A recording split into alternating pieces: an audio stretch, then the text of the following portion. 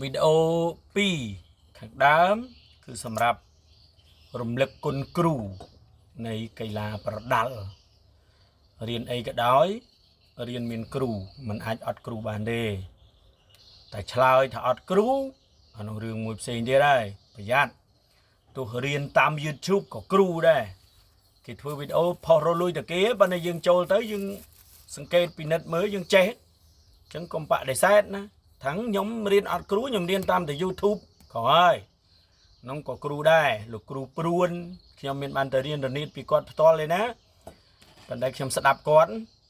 ក៏ចេះតែកលាស់មកទៅបរុះទៅរៀនធ្វើតាមគាត់បានលោកគ្រូព្រួនគ្រូរបស់ខ្ញុំធ្វើត្បិតតម្បានទៅថ្វាយអង្គមរៀនពីគាត់លោកគ្រូប្រាឈួន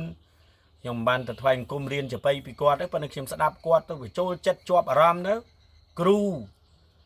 លោកគ្រូខ្ញុំលោកគ្រូប្រាឈួនលោកគ្រូចម្រៀងខ្ញុំមានលោកគ្រូឈិតសំអាតមានលោកគ្រូឌីបពិសិដ្ឋធ្វើគាត់ទៅធ្វើមិនបានគាត់មានលោកគ្រូយិនសរិនសួរតែរៀនពីគាត់ទេតែរៀនពីគាត់ផ្ទាល់ទេថាអត់ទេរៀនតែស្ដាប់ហ្នឹងប៉ុន្តែគ្រូខ្ញុំមិនប្រកាសថាខ្ញុំពងធ្វើវីដេអូហ្នឹងឲ្យអ្នកទាំងអស់គ្នាហៅខ្ញុំគ្រូទេប៉ុន្តែគាត់ខ្ញុំគ្រាន់តែរំលឹកថារៀនអីក៏ដោយក៏មានគ្រូដែរបើយើងមិនបានរំលឹកអីច្រើនក៏រំលឹកថាគ្រូជាទូទៅដាចង្វាក់សម្រាប់ប្រយុទ្ធបន្ទាប់ពីភ្លេងរំលឹកគុណគ្រូមកអញ្ចឹងមានអីខ្លះមានសុល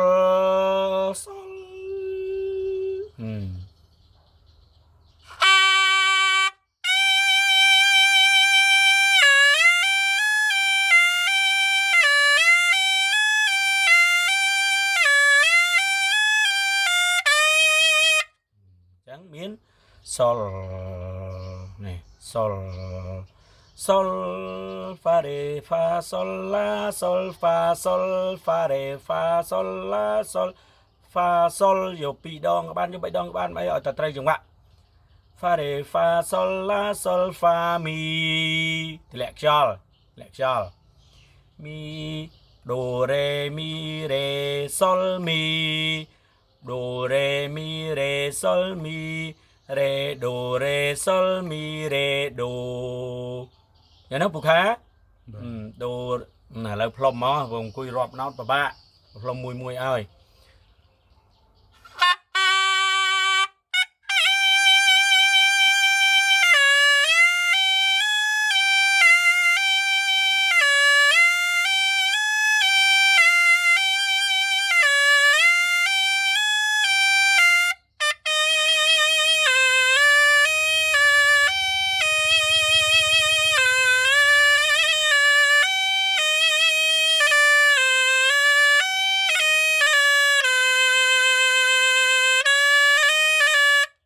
ទៀតម្ដងទៀត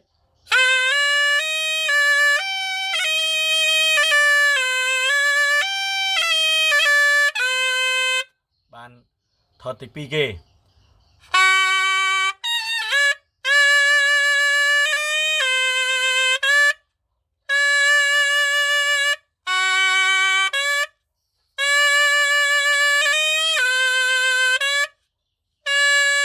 យកដូចមិញ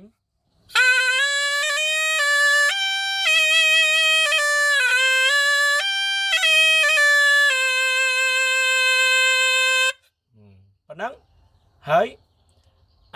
បត់បែនទៅតាមកលៈទេសៈជាក់ស្ដែងដែលត្រូវបត់ទៅឥឡូវយកលេងមកយកដាល់មក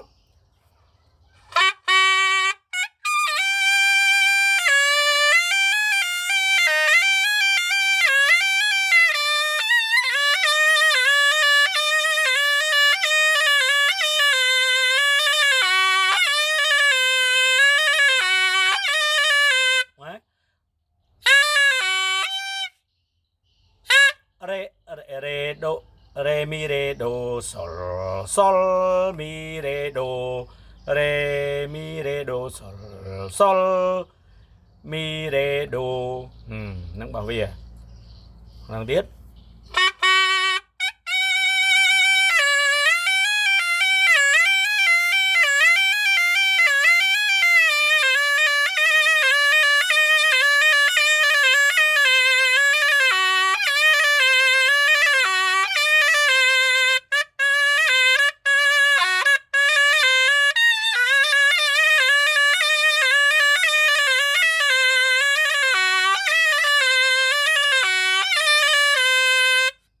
ប៉ុណ្ណឹងដល់លេងចាក់ស្ដែងអញ្ចឹង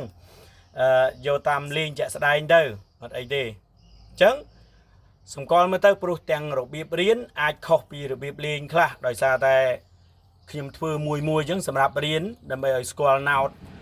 ឲ្យដឹងថាចាប់រៀមរបៀបណាទេអញ្ចឹងវីដេអូសម្រាប់បទ